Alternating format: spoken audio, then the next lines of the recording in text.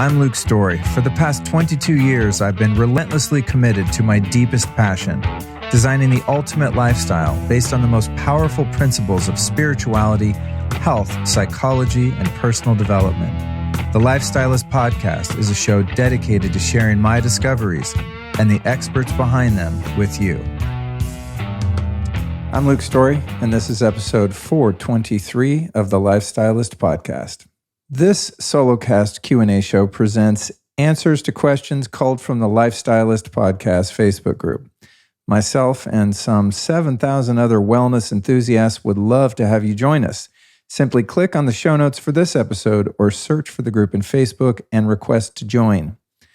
Now, despite my contempt for Facebook as a whole, due to their communistic censorship and totalitarian information control, it still remains as the most comprehensive platform on which we like-minded folks in the lifestylist community can still share ideas and network with one another. However, I do dream of a day when a valid and censorship-free app emerges on which we can support one another without the long arm of Big Brother reaching into our collective cookie jar. But alas, here we are with it being the best available option. Now, one thing I do love about our group is the level of not only generosity and care provided by our members, but also the increasing degree of sophistication and knowledge of the group. So I'll dip in there to engage in comment threads and posts and often find that the answers to questions provided from member to member far exceed my understanding. Imagine that. So I'll do my best here to contribute what I can in an effort to support everyone listening. But just know the group's there and full of awesome and insightful fellow lifestylist listeners. And for those of you who've fled the sinking ship that is Facebook, we also have a censorship-free, at least for the time being, channel over on Telegram. So this is where I post ideas, news, and especially hilarious and shocking, sometimes terrifying memes that would surely get me deplatformed from the big tech apps. To join the Telegram channel, go to lukestory.com/Telegram, but enter at your own risk as that channel is pretty far out, folks. Before we begin here, I'll offer my obligatory legal disclaimer. The opinions here are solely based on the host's personal experience and should not be interpreted as medical advice. Always seek the counsel of a healthcare professional before undergoing any medical treatment. And I'll also add that you'll find show notes with links to everything discussed here at lukestory.com/423. That's lukestory.com/423. It's also worth noting that you can just click on the links directly in most podcast apps in the show notes there. Now, rather than offering quick rapid-fire answers to many questions, my preference on these Solocast is to take a deep dive into each question to create a more broad context for the answer and hopefully, as a result, more value to those listening. All right, let's get into it. And if you derive some value from this episode, please do share it with some friends and family who also may find it helpful. Our first question is from Colleen. She asks, has anyone taken the online Wim Hof method? And if so, has it changed your life at all? Well, I've done a few live Wim Hof, or Wim Hof, as he's really known, events and loved each one. I mean, a really great crowd, of course, solid breath work and massive ice bath. So I felt right at home. And I also used his app for some time. I think it's called Inner Fire. And then basically memorized his simple technique and found that I didn't really need the app anymore. And he's for sure onto some great work. But there are also countless other practices of breathing, much of which originating from the yogic history of India. And the most comprehensive, impactful, and interesting techniques for me have always been rooted in these traditions. I got my start in the various breathing techniques first in Hatha Yoga with Mas Vidal, who is podcast guest number 20 way back when. Then I went into many years of Kundalini yoga practice and ultimately teacher training, taught by a woman named Tej Khalsa in LA at Nine Treasures Yoga. And I got to say, this practice changed my life in the most positive of ways. For anyone interested in trying a variety of breathwork styles, and for that matter, meditation and yoga, and being led through them, I highly recommend an app I recently found called Open. Now, be mindful if you search the App Store for an app called Open, first you'll find a polyamorous dating app. So make sure you go to the second one, which will obviously indicate what I'm talking about. I'll also link, of course, to that in the show notes. Open is a mindfulness studio with breathwork, meditation, and yoga classes live in real time and also on demand. It's pretty awesome. I'm a huge fan. I signed up recently and actually did one of their meditations this morning, and it was pretty damn cool. If you want to get the full experience of Kundalini Yoga, my go-to would be 9treasures.com online classes, which Tage still teaches after all these years. I think she's been doing it 30 years. And that's every day at 9 a.m. Pacific. And she was also featured on this here podcast back on episode 12, if you want to learn more about that. But in summary, yeah, I'm a big fan of Wim Hof and all ways of breathing that elevate your consciousness and oxygenate your body and brain. I think that the breath is a huge key. And obviously, it's one where you can produce a state change endogenously, right, without having to put anything in your body from the outside world. So it's a great discipline, and I can't say to this day that I've done any breath work of which I was not a fan, from somatic breathing to all kinds of different techniques. But I think those are some quick resources that will help guide our questioner into the right direction. Next up, we've got Liz. She says, "Hey guys, does anyone know of a Faraday cage that's a natural fabric? Want to get one since I'm going to be traveling and around more EMFs." I love this question, right up my alley. So for those unfamiliar, Liz is referring to a bed canopy that blocks EMF, or electromagnetic frequencies, while you sleep. And in my humble opinion, and unfortunately painful experience of getting radiation poisoning from living under a cell tower years ago, sleeping in an ancestral EMF-free environment is my number one top priority over any other health gadget, supplement, or biohack. EMF is the proverbial elephant in the room when it comes to the destruction of not only human biology, but frankly of all living things on Earth. So if you've been listening to the show, you know that I'm always banging the drum of EMF safety and awareness. If you're new, keep listening. When we sleep, our body, ideally at least, goes into a parasympathetic nervous system mode, which is when it does all of its repair and detoxing, including fixing the damage done by living in an electrosmog polluted world throughout the day before. And if the body and brain are bombarded by EMF at night, this rest and repair mechanism is hindered dramatically. In fact, chronic EMF exposure can really wreck your health. It's been linked to cancer, weight gain, brain fog, tinnitus, vision loss, and most commonly, and this was definitely my experience when I was exposed, sleep disturbances. And speaking specifically to the question, I'm not aware of any natural fabric Faraday canopies. The fabric needs to be conductive and grounded, but they don't touch your body, so the nature of the fabric is not really a concern to me. I've never experienced any chemical off-gassing from any of the EMF fabrics that I've used over the years, and I've used quite a few. The EMF exposure is likely, let's say 10x more harmful than any fabric draped over and around the bed. Now, the one I have is from a company called Faraday Labs, and I've been waiting years for someone to actually do this right, and someone finally did, thankfully.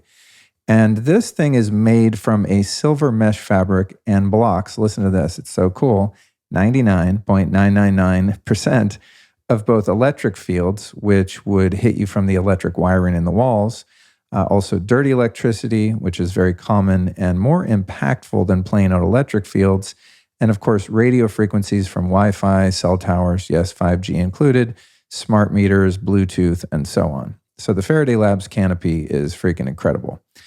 It's also worth mentioning that shielding a magnetic field requires different materials, but magnetic EMF is not typically an issue around your bed area unless you have bad wiring in your house or have something with a motor close to your bed, for example. To figure this out, you can buy an EMF meter, but the results can vary depending on which meter you get and your level of expertise in using it. So it's always best to have your sleep area tested by a professional to ensure accurate results. I've done it myself over the years. I've hired people, and I find it much more useful and definitely worth the time, energy, and money to get someone who's specifically trained to come in and check out what's going on in the house, especially the bedroom. As for the Faraday Labs bed canopy, I've traveled with this thing, tested it, and it's for sure legit. And the fabric from which it's made does not seem to off-gas any smell or toxins, regardless of the degree to which the fabric is natural or not. I also got their grounded floor mat, which is critical if you're on an upper floor and likely even if you're on the ground floor due to frequencies that can sneak up from under the floor, even concrete floors. We tested that in my house, and I'm on the ground floor in the bedroom, sleeping on a concrete slab, but there were still some fields that emerged from that concrete, likely from stray electricity from wires under the ground or God knows what else.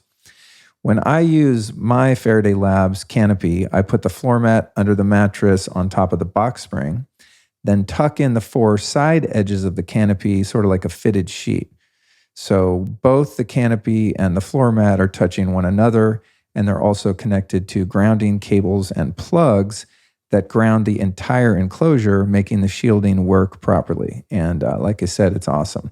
Fits in my suitcase easily, and I'm just stoked to have this thing.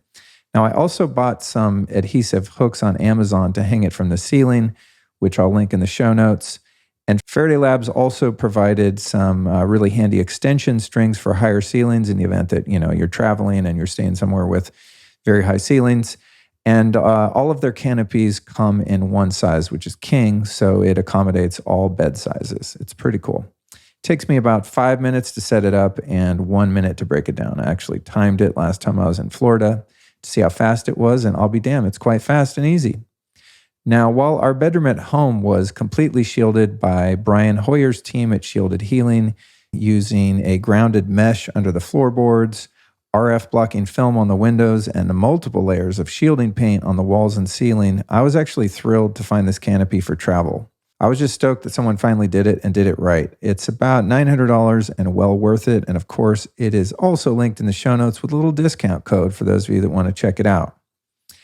And for those of you who want to really geek out on EMF, I created a 6-hour online video course, which demonstrates how to test for all the different EMF sources in your home, and of course, how to fix it. And when I say every source, I mean it. In this class, we even test things like electric toothbrushes and all sorts of sneaky items in your home that may be producing dangerous EMF. Spoiler alert, appliances like hair dryers, toothbrushes, and even, sorry about this, for those of you that enjoy using them, but vibrating sex toys happen to also create a lot of EMF, magnetic fields specifically. Now, this may or may not be a serious issue depending on how often and for how long one uses any of those household or personal appliances. So the course is called the EMF Home Safety Masterclass, and it's only $149 for lifetime access, which will save you much time, money, and trust me, frustration trying to figure all of this out yourself. You can find it at lukestory.com/EMF Masterclass, or just click on the show notes. To go further on this topic, I'd like to remind everyone that living in fear about EMF, which I know from personal experience, is not going to do you any favors either. So I think it's wise to just educate yourself and take practical steps to mitigate by gradually rehabituating yourself to avoid EMF whenever possible. And sometimes it costs some money to do so, and I would say more often it just costs perhaps some of our addiction to convenience. For example, in our home here, from which I am currently recording, every room is hardwired with Ethernet. So this was an older home. Luckily, I think they were getting fancy back in, 2004 when this house was built, and they put Ethernet plugs in every room, which most people would probably tear out or not even notice. However, I was super stoked. We also have 0 smart appliances or anything like that wired in the house. In fact, all of the Sonos speakers are hardwired with the Wi-Fi turned off. So in the shielded bedroom, cell phones don't really work. And if you need to use phones or laptops, you simply plug them into an Ethernet adapter. It takes a minute to get used to, but eventually you just walk into that room and you're like, oh, my phone's dead in here, and you just plug it in. And this was a bit annoying at first, but now it's just become normal. And we also have 3 high-powered long-range Wi-Fi routers at strategic locations in the house if we happen to need it for a special occasion, like live streaming on a bunch of devices or something. But the cool thing is that they can all be turned off using an app on any of our phones. Our internet and sound system was set up by an incredible company here in Austin called Bonds TV. A little shout out to these guys. You can find them at bondstv.com if you live in the area. And they are one of the few subcontractors that I would recommend at this point as we've built this home, unfortunately. Now, most audio and video companies can set your house up in the same way if they do internet networking. That's the word you want to look for, when shopping around for someone to dial this in for you. And the price for this type of service, of course, depends on the complexity of your sound, TV, and internet needs. But just know that this is a really good solution. I'll take a quick detour here as well. While I'm giving props of gratitude to the folks we've enjoyed working with, another great one is lime painting. I know it's a bit off topic, but I thought if I was going to give Bonds TV a shout out, I might as well mention Lime Painting, who painted our home beautifully using a no VOC paint. By the way, this is important when it comes to the air quality in your house. You want no volatile organic compounds in your paint. And if you go to just about any paint store these days, they'll have that as an option. You can find Lime Painting at limepaintingofaustin.com. Jason's the owner. He's a stellar guy. Really enjoyed working with him. I mean, like I said, we've been through hell, quite literally, in the past year and a half prior to moving in this house and getting it ready to move in. And Jason was really one of the best we worked with. Also give a quick shout out to Fiona at builditatx.com. That's builditatx. He was also awesome and just built us a badass fence and did some nice hardscaping over here at the house as well. And of course, Michael Rubino, former podcast guest, the mold medic, also helped with our mold remediation, and Brian Hoyer and Shielded Healing, as I mentioned, for helping us sort out the EMF. And lastly, I would be remiss if I didn't mention my friend Marius, who is actually a Lifestylist podcast listener who contacted me back when I lived in LA and said, hey, I know how to build things and fix things. Hit me up when you get to Austin. I did. And he's literally been our guardian angel throughout our home build journey, both by doing tons of impeccable work. In fact, he was just over here today helping me out with getting my ChiliPad Dock Pro, running the hose through the wall so that I can keep it in the closet. It's a whole thing. And he killed it. And he's also just helped us realize when other people are doing shitty work. So he's kind of been my worker here and also confidant and advisor. And in the course of my friend Marius being here over the past year and a half, he's saved us from a lot of missteps, unfortunately and fortunately. So shout out to Marius. Thank you, sir, if you end up hearing this episode. All right, here's one last hot tip on the EMF stuff. I know I've veered off the topic of the canopy here, obviously, but I think of things as I'm prepping my notes for these Solocasts, and I'm like, I got to put this in there. Now, we learned this one, which is a really valuable hack during the process of setting up all the AV stuff. What I discovered was that Sonos speakers emit crazy high levels of Wi-Fi even when they're connected to Ethernet cables. Now, I had erroneously believed that as long as you had Ethernet plugged into a Sonos amp or speaker, that alone disabled the Wi-Fi. I found out it does not using my EMF meter. Now, why does this matter? Well, whenever you have a Sonos speaker or any wireless speaker for that matter, or amp inside your home, it basically acts as an additional router, creating an insane amount of electrosmog. So imagine in your house you have, say, 4 or 5 wireless speakers like a Sonos. Each one of those is like having a router. So you'll have one router, then another 5 speakers. Now you've basically got 6 routers just blasting your house. Very ill-advised. Now the solution to this, which I was thankful to find rather than just having to put all my Sonos shit on eBay, was that you can go into the Sonos app and manually disable Wi-Fi on each speaker or amp. So now that I've done that, all I have to do to control the home sound system is just hop on any hardware computer or Ethernet connected phone or even iPad in the house, and we can control all of that sound without ever needing Wi-Fi. So for an EMF nerd like me, this is obviously heaven. Wired tech, by the way, always works better anyway. You'd be shocked to see how fast an iPhone is in airplane mode plugged into an Ethernet adapter. It's quite amazing. And even though airplane mode still emits EMF, it's dramatically less than using your phone's cellular service. I'll get into that later. Now, it took me at least the past 10 years to figure all of this out, and I'm still learning more constantly because this technology becomes even more pervasive and sneaky. And I will keep you all updated as I continue to strategize this low EMF life. And just remember, be patient and have fun with it if you're someone who's trying to figure this out like I am. It's largely unavoidable in our modern world. So the best we can do is just incrementally improve our environment, especially the bedroom and kids' room. And, try not to be paranoid. I know I still struggle with that myself. I'll be driving around. In fact, I did it today. I went to Home Depot like I do 10 times a day. And they put up a new kind of, small cell 5G tower right outside of there. And I found myself like wanting to pull my car out faster to get away from it. And I caught myself. I said, hey, man, some of these things are just unavoidable. And that nervous system response and fear is just compounding the problem or problems associated with the exposure itself. So, it's about building awareness and just taking practical steps to do what you can. I know that was a lot of information. So at any point, if you're like, wait, what was that thing? Just remember all the links and everything I'm talking about here, including complete transcripts to every word spoken, should you care to read them, is available at lukestory.com/423. Okay, on to the next question from Kelly Ann. She asks, has anyone done a heart/lung scan? It looks for plaque buildup and early detection of disease. Sounded good at first, but now I'm wondering if it will just show some plaque buildup, which is inevitable in your 60s, right? And then they make us nervous and we go to the cardiologist and all they want to do is put us on statins, ?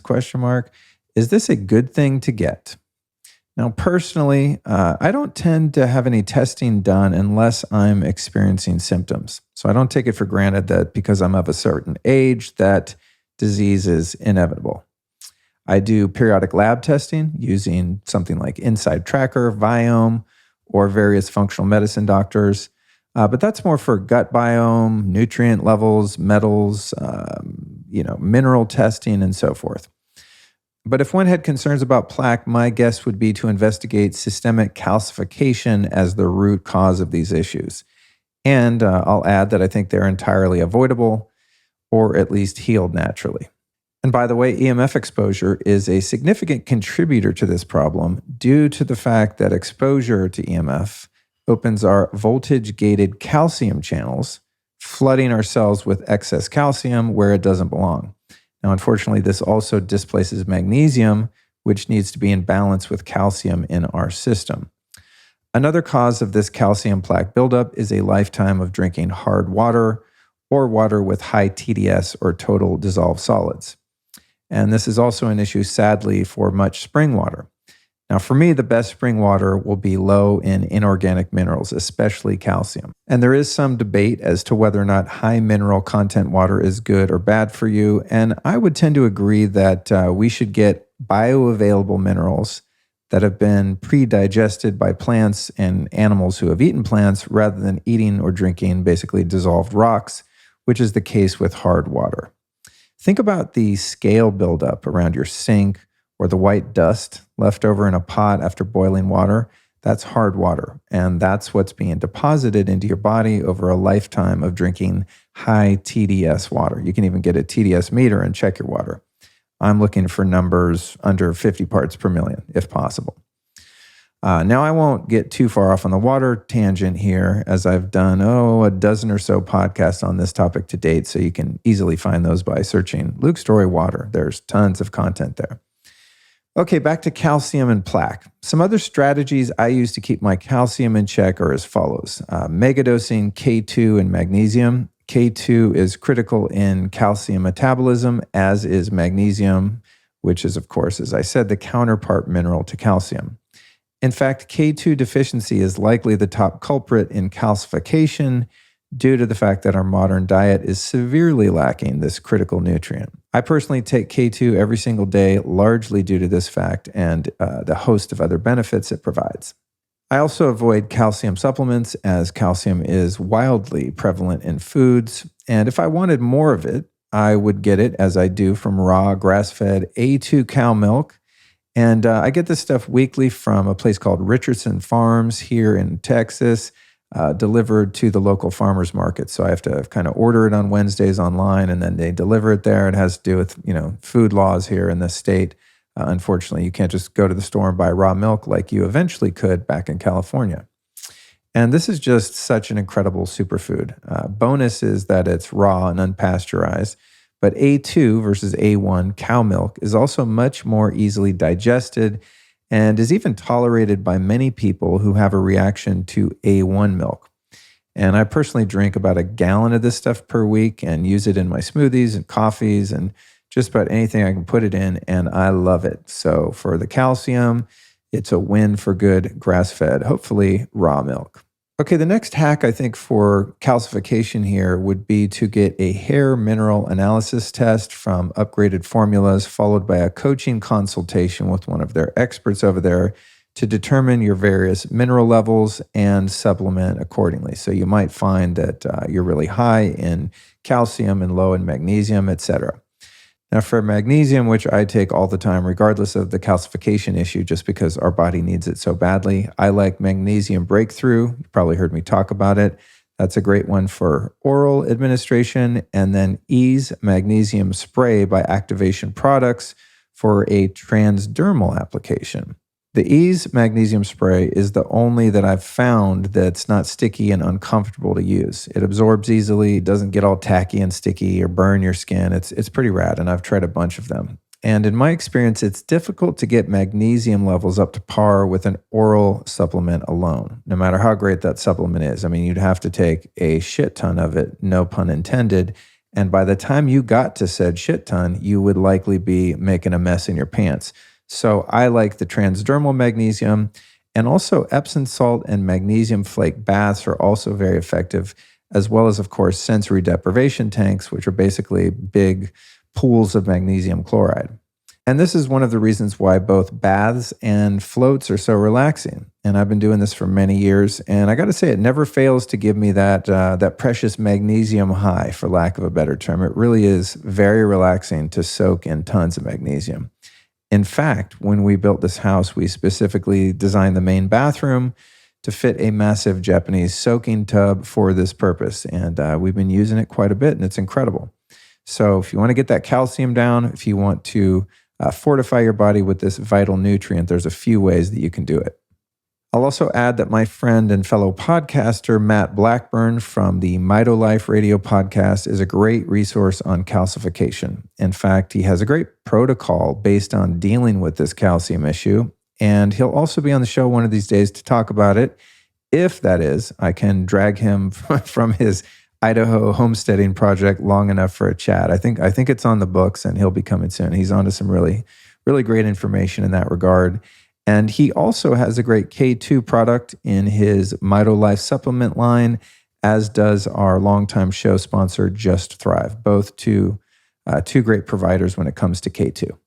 Now, as for the statins mentioned by Kelly, which is a very common solution offered by the medical establishment, personally, I would probably rather, and I'm kind of joking, maybe not really, pass on to the other side than take statins.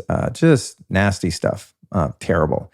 And in some cases, offer irreversible side effects. Now, if you're on statins right now, don't freak out. As I said in my disclaimer, I am not a medical professional. I'm just a guy who researches stuff, and everything I found on statins is like major red flag, sound the alarms, not good.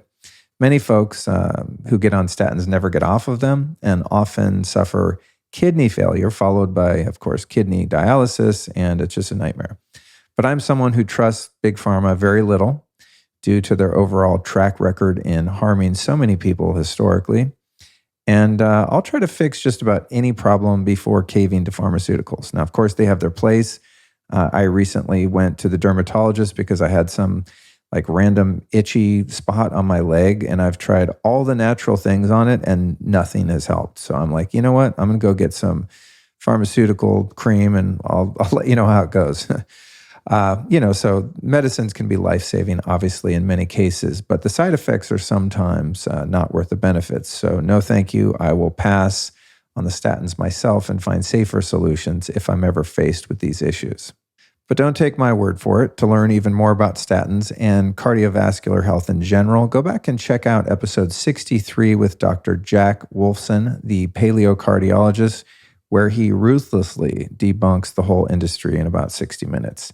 Additionally, Dr. William Davis also has some great info on statins, and he was featured on episode 149. So I would check out both of those people who are actual doctors to give you perhaps a counter narrative on why you might want to strongly reconsider taking statins as a solution to these issues of plaque, etc.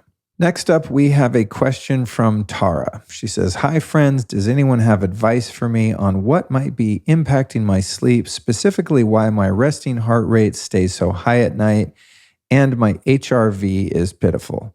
For context, I'm 54 and have sleep apnea and have to use a Cpap at night. I wear blue blocking glasses and stay off my phone before bed. I've tried magnesium and other sleep enhancing supplements. I'm working on getting outside in the mornings for sunlight. I turn on airplane mode, but don't turn off the Wi-Fi. Do you think that could help? I just bought an Apollo Neuro device, but it hasn't arrived yet. Has anyone used this? Any other suggestions?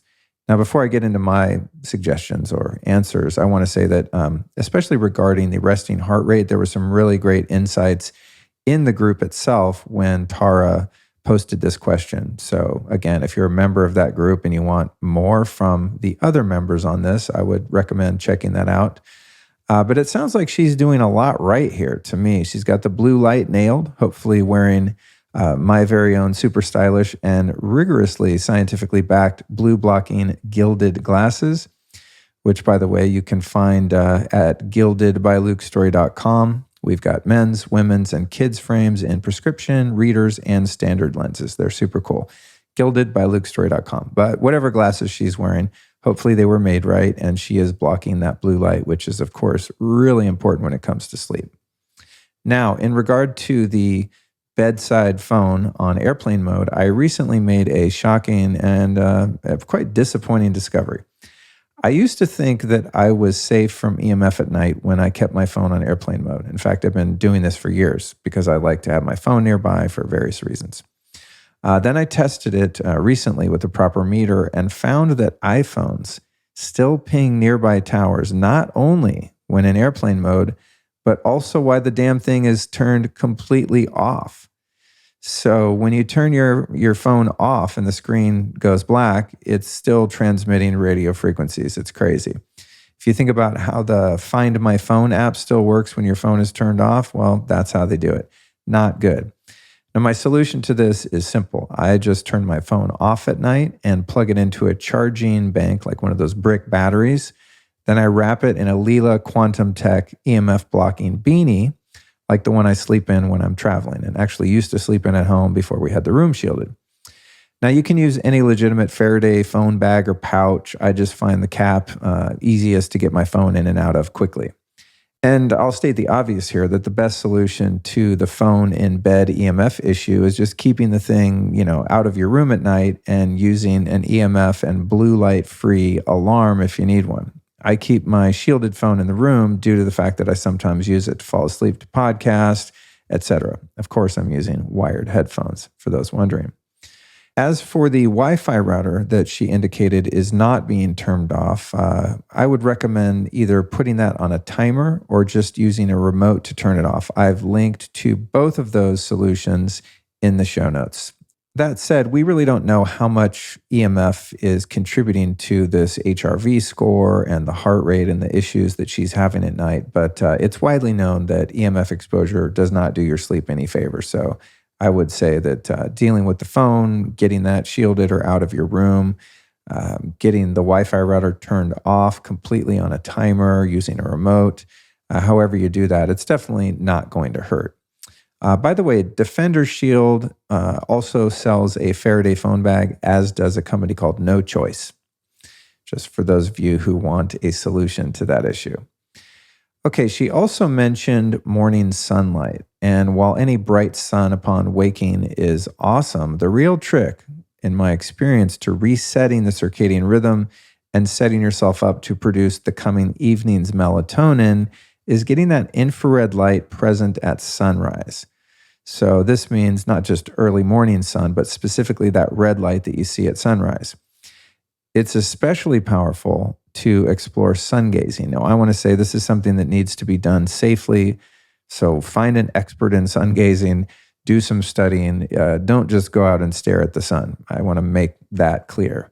But what I love to do when I can wake up early enough is for the first few minutes as the sun appears on hopefully a flat horizon, so there's not too much UV, meaning when the sun is just coming up, I gaze either below or above or directly into the sun, depending on how long that sun has been visible. Again, like huge disclaimer, maybe I would suggest just if you're not familiar with sun gazing, then just get that sun in your eyes without actually looking at the sun. And it goes without saying, hopefully, but I'll state it just in case. It's a really bad idea to stare at the sun any other time than dusk or dawn when that ultraviolet light is present. It could cause you a lot of damage to your eyes. That withstanding, if you want to reset your circadian rhythm, man, I don't know of many other ways to do it that are as natural and as effective as getting that first morning light in your eyes or actually on your skin. And I would say when it comes to resetting my circadian rhythm and just helping my sleep in general, that early morning sun is probably my number one hack. Maybe a close second would be the Doc Pro cooling system from Chili Sleep. As I said earlier, we just kind of reset that up today. And sleeping cold, I don't think she mentioned that actually in her question. But man, if your sleep sucks, I'm just going to tell you right now, and I've done a lot of podcasts about this, and specifically on the Chili Sleep folks I've been on, I think twice. I didn't even know my sleep sucked until I started using this cooling mat from Chili Sleep to make my bed cold. And all of a sudden I realized, oh my God, all these years I've been like waking up multiple times per night. It was literally just because I was overheating. Once I fixed the bed temperature and made it nice and chilly, I normally really quite often sleep like a baby. I'll also add, here's like a more hardcore hack for you. When I need a hard sleep reset, I mean, like I've gotten on a crazy sleep schedule, I'm staying up too late, sleeping in too late, I use a product called Ultra Sandman from mitozen.com/Luke. Now, this stuff is a high-dose melatonin suppository. I know, it sounds crazy, but it's pretty rad. When I say high, I'm talking about 300 milligrams. Yes, you heard that right, versus 3 milligrams, which is what most oral supplements provide. The safety on melatonin is pretty robust. Safety profile, history, studies, etc. And it also happens to provide a massive dose of antioxidant and general healing support. In fact, melatonin is our body's number one natural defense against cancer. However, the Sandman suppositories, that high-dose melatonin, does tend to make me a bit groggy the next day if I take it too late. So if I dose it, I do it around dusk, depending on the time of year. And this also happens to be my top jet lag hack due to its ability to reset my sleep schedule so quickly. So if I change time zones and I need to start going to bed earlier or later, that's what I use. Now, if these high-dose melatonin suppositories sound wacky to you, and they probably do and should, you can learn about them on episode 367 with their creator, Dr. John Lawrence, who also happens to be one of the foremost experts on melatonin. He even wrote a book about it called The Miracle Molecule, which is quite fascinating, science-backed, and also linked in the show notes. Okay, let's move on to Tara's HRV. And for those of you who don't know, this is heart rate variability, which is how we determine aspects of our overall health based on the balance of our sympathetic versus parasympathetic nervous system. So a super low HRV can be an indicator of sympathetic dominance, and sympathetic is the on alert or kind of the fight or flight zone, while parasympathetic is in the rest, digest, and chill range. Now, I'm totally oversimplifying it here, as many of you science geeks will know, in an effort to highlight the HRV score she shared, which was 11. And yeah, from what I understand, that's pretty damn low. Personally, my HRV usually sits around the 45 to 50 range while sleeping, based on metrics from my Oura Ring, which, by the way, I only wear in airplane mode, obviously, due to its Bluetooth signal, which is terrible for sleep.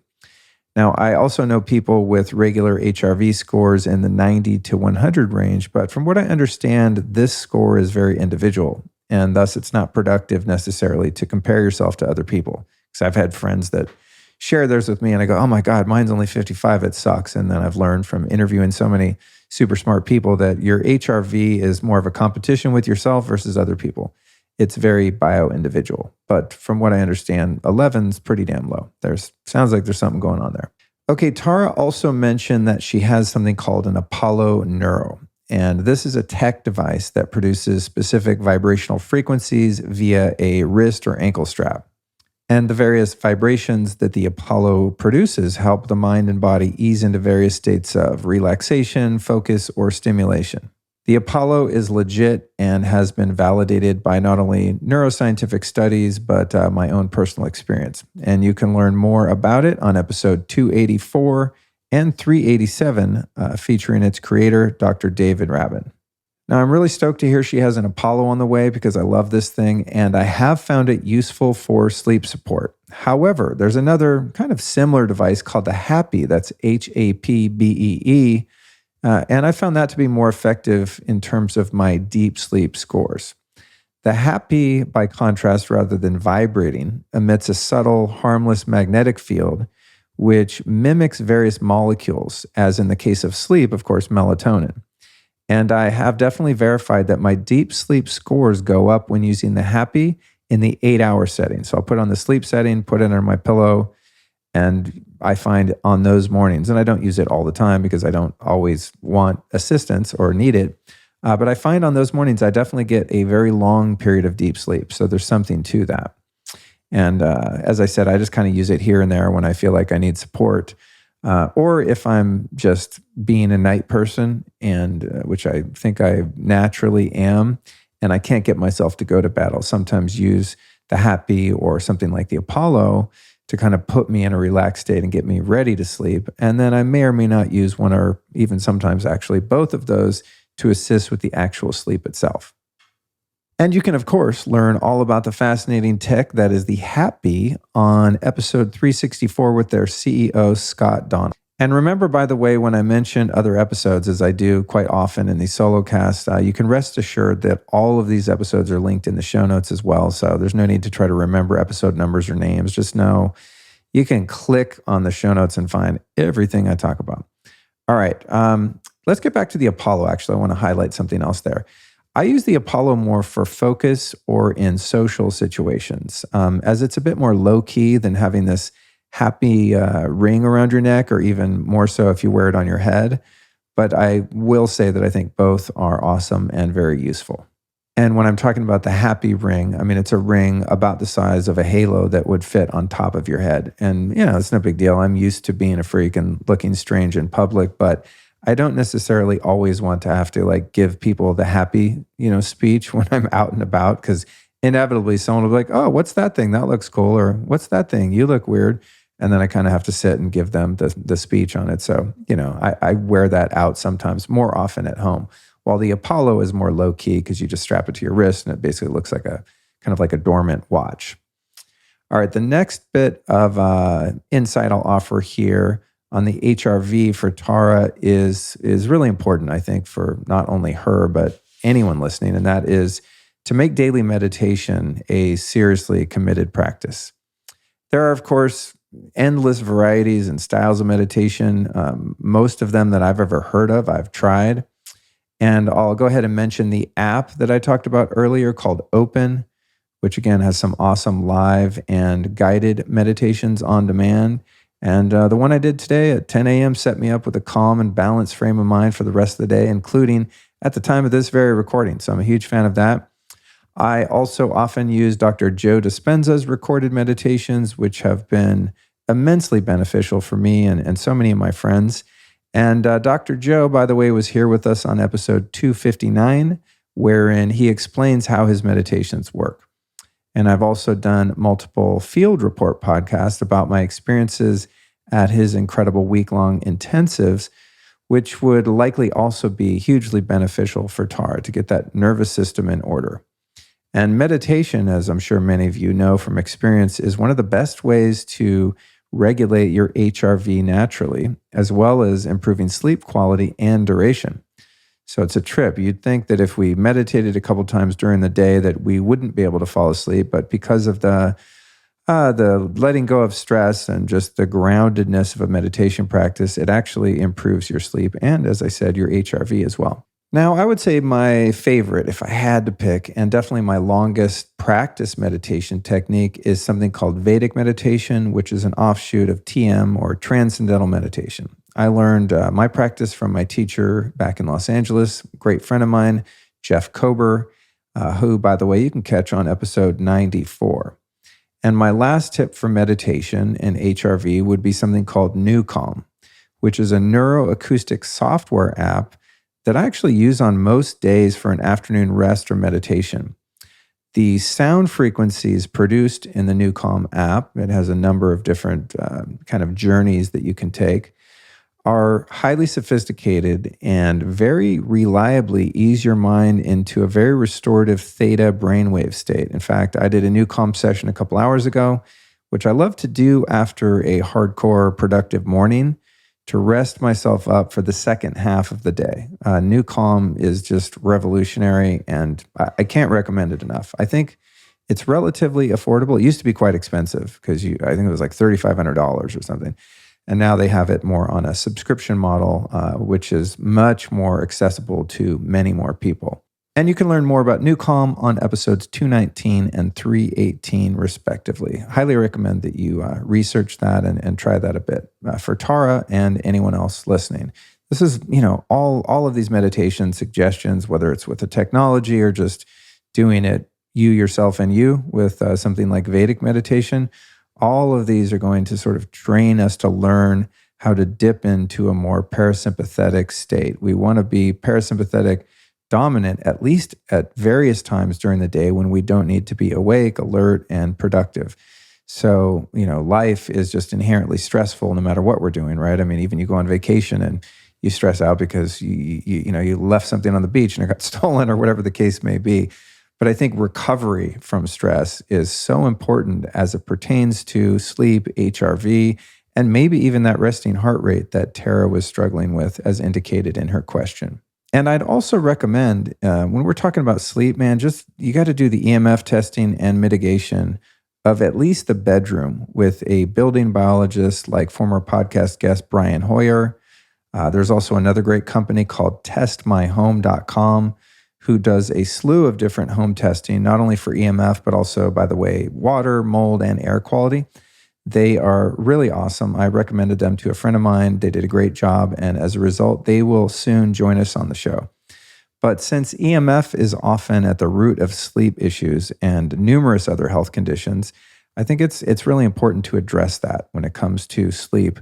I mean, sleep is the time when we're supposed to be recovering from all the ways we get banged up while we're awake. So this is something I would definitely pay attention to. I think because it's invisible, it's very difficult to identify EMF as a causal factor without proper testing. You can hear a kook like me talk about it and go, I don't know, I feel fine. And then you have someone come into your home with all of these sophisticated and sometimes very loud meters, and it's a totally different story when you can kind of see what's happening and hear what's happening. I mean, some of these meters are terrifying. It's like, red alert, high EMF next to your pillow. And in my experience, sometimes your bedroom is much worse than you guessed it was, and other times it's surprisingly low. And I can say with confidence that if you live in a city, the area in which you're sleeping is likely and unfortunately high in EMF. So don't try to figure it out yourself. If you want better sleep, better HRV, all the things, save up some cash if you got to do it and hire someone just to come in and test. And then you know what you're dealing with and you can spend your time, energy, and money to fix it incrementally and according to what the testing shows. Now, regarding the sleep apnea and Cpap mentioned, I must humbly admit that this is not something I've researched or personally experienced. However, I do know that my nighttime and nasal breathing in general has been radically improved by multiple intralaser balloon treatments by both my former guest, Dr. Dean Howell, as well as Dr. John Lawrence. Intranasal balloon therapies go by numerous names, with various practitioners kind of developing their own techniques. It basically involves having very small balloons inserted deep into your nostrils, then rapidly inflating them inside your sinus cavities. Sounds fun, right? Now, I'll admit, while this procedure is undeniably uncomfortable, it's luckily extremely brief. I mean, it's just like, boom, they inflate, you go, oh my God, what the hell was that? And then it's over. And it offers a host of benefits, not the least of which being opening your breathing passages by the dilation which takes place as a result. And I personally love it. I mean, I won't say I love doing it, but I love the results. And I'll likely continue to do it periodically. In fact, speaking of results, I used to have to sleep with those nose strips, those kind of Band-Aid looking stickers that you put on your nose to widen your breathing passage. And I had to use those in order to nose breathe while sleeping. And now magically, after the course of a couple years doing a bunch of these intranasal balloon treatments, I sleep fine and breathe fine without those strips. So it definitely made a huge impact on my breathing. Now, as to whether or not that's going to get you off of a Cpap, I'm not sure, again, because I'm not in full understanding of what's involved with sleep apnea. But there's a fair amount of evidence indicating that this modality is helpful in many cases. So it's worth exploring, in my opinion. And even if it doesn't, take care of your sleep apnea, it could take care of your TMJ or migraines or any number of ailments that this particular treatment is known to be beneficial to. Okay, that brings this little wrap session to a close, my friends. So thank you so much for joining me, and my hope is that you derive some benefit from the ideas shared here today. And as always, I encourage you to do your own research, and when you find something useful, safe, and effective to cure what ails you, make sure to post that or any question or suggestion you might have in the Lifestylist Podcast Facebook group. And for those of you smirking, saying, man, I don't have Facebook, you can catch us on Telegram, lukestory.com/Telegram, where we get real out there.